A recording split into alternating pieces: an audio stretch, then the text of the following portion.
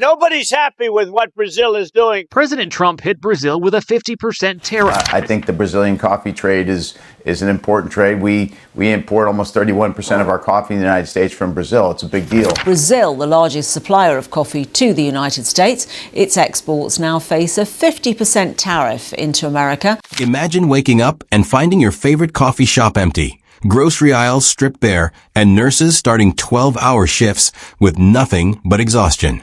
What began as a small trade dispute has erupted into a direct threat to America's most ordinary ritual, the morning cup of coffee.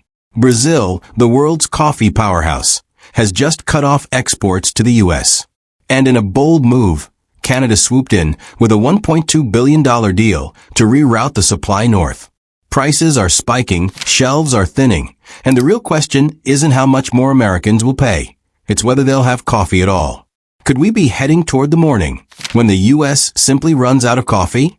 Let's break it down in today's video. Note, this video is an independent analysis based on public sources. It does not represent any organization or political stance. We encourage you to think critically and share your thoughts in the comments. For over 50 years, American roasters relied on South America like clockwork. Stable, predictable, unshakable. That trust just shattered. In August 2025, Brazil, responsible for nearly 40% of America's coffee, suspended all export contracts, citing unfair trade conditions and political interference. Within hours, shipments of premium Arabica beans were rerouted to new destinations, none of them American ports. Then came Canada's surprise strike, a $1.2 billion commitment, not as a bailout, but as a calculated investment to capture what America was about to lose. Overnight, coffee futures surged nearly 30%. Roasters scrambled for emergency stock. Cafe owners asked the same terrifying question. What happens when the coffee runs out? America's problem is scale. The U.S. drinks over 400 million cups a day, 146 billion a year. Yet it produces almost none of its own beans. Hawaii, Puerto Rico, and experimental farms in California supply less than 0.1% of national demand. The rest, 99.9%, is imported. And Brazil was the cornerstone of that supply. When that crumbled, the illusion of reliability vanished. Brazil's decision wasn't random.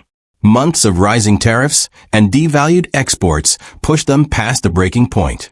Our beans feed the world, declared the Brazilian Coffee Federation. It's time the world recognized their true value. Within 3 days, Brazil's largest cooperatives voted to redirect their entire harvest toward profits, not politics. Canada became the perfect partner. While Washington scrambled, Ottawa executed. Their $1.2 billion agreement secured long-term contracts, guaranteed supply, and positioned Canada as a new North American hub for Brazilian coffee. With one move, Canada wasn't just protecting its own market, it was seizing control of the gateway.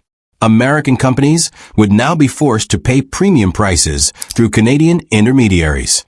Canadian coffee stock surged, roasters expanded operations, and logistics firms began building new supply chains designed to funnel American desperation into Canadian profit. For U.S. businesses that had relied on direct imports for generations, the collapse wasn't just financial, it was existential.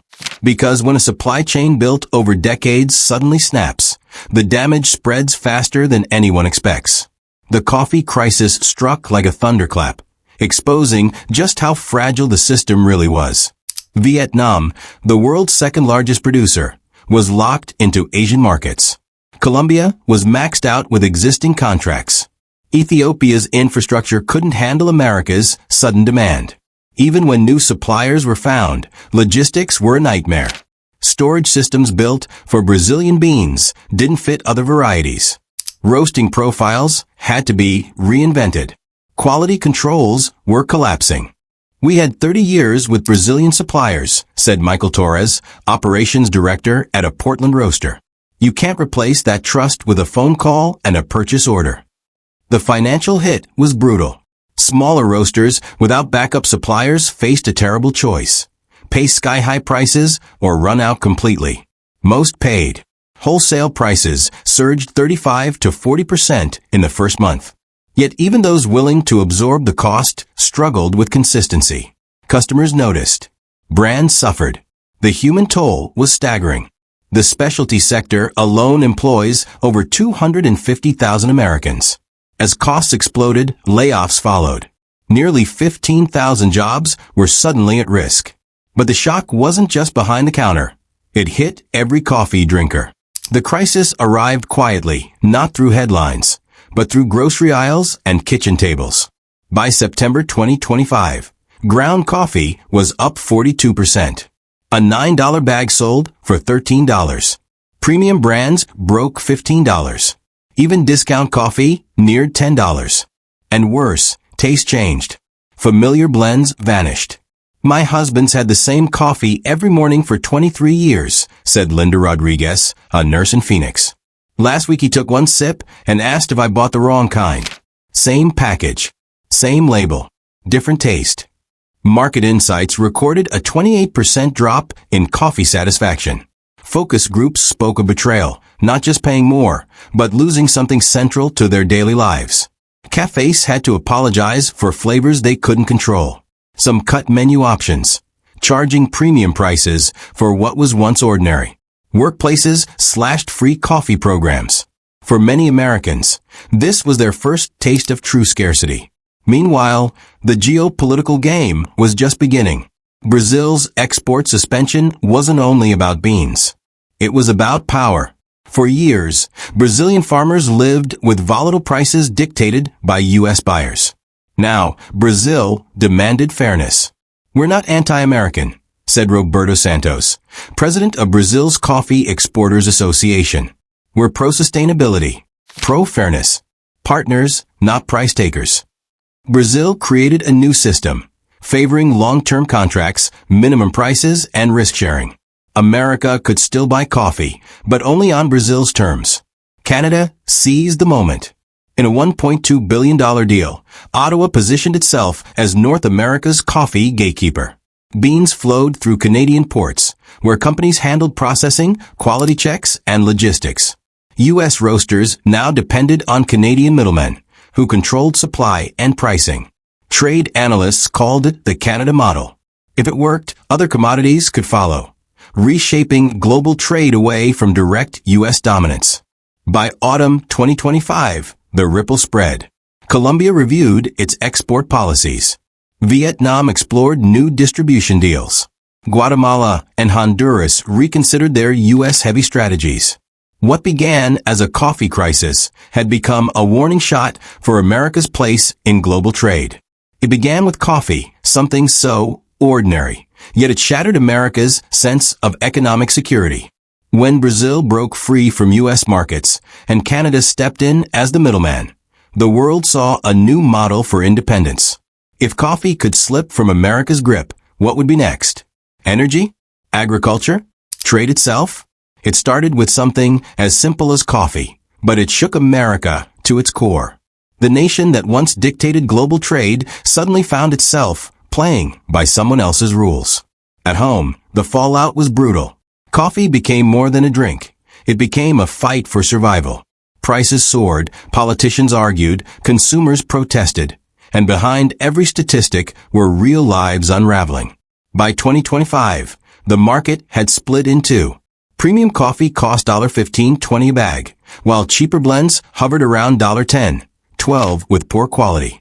The middle ground vanished, leaving millions priced out of a ritual they once took for granted. Starbucks survived by securing Canadian supply chains, but small roasters and family cafes collapsed. Maria Santos, who ran a Cleveland coffee shop for 22 years, closed when costs jumped 60%. Raise prices and lose my customers, or keep them low and lose my business, she said through tears. Stories like Maria's echoed nationwide. Thousands of coffee shops gone, along with the communities they built. Meanwhile, Canada thrived. Ports overflowed with Brazilian imports, warehouses expanded, and once small companies became power brokers. We went from price takers to price makers overnight, said David Chin, a Canadian distributor. America's dependence had handed Canada control of North America's coffee. but the human cost cut deeper. Robert Kim, a Portland roaster of 35 years, lost not only his business, but decades of craftsmanship tied to farms in Brazil. Sarah Henderson, a hospital cafe manager, watched exhausted doctors and nurses lose their only comfort when coffee service shut down. Psychologists even documented rising stress levels as Americans lost the morning cup that once united rich and poor alike. Coffee was never just caffeine, it was connection. In small towns, the loss was devastating. Mary Thompson, who owned a Nebraska diner, recalled, "Every morning, neighbors gathered here over a $2 cup of coffee.